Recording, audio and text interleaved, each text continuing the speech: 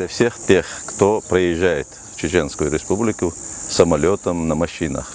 Еще раз говорю, чтобы сегодня все хорошо послушали это интервью. И это очень важно, потому что после каждого интервью моего мне пишут директ, помощников, штаб, везде. Одни и те же вопросы задают. Нужны ли справки, нужны ли там проверяться там. Конечно, нужно.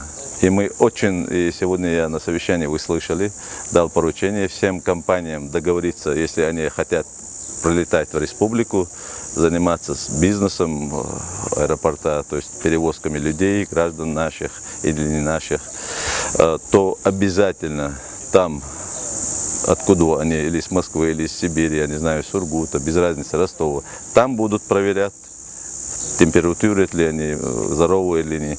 И вот так будет с ними заключен договор, что с этими мерами безопасности для людей, прилетающих в республику. У нас в Москве и так есть, что они, все наши жители практически уже за эти 2-3 месяца уже знают, что нужно, что если он хочет полететь домой, в Грозный, на самолете, что он должен делать справку. Без справки мы им не дадим прилетать. То есть эта мера безопасности делается ради наших жителей, ради наших людей и ради нашего народа.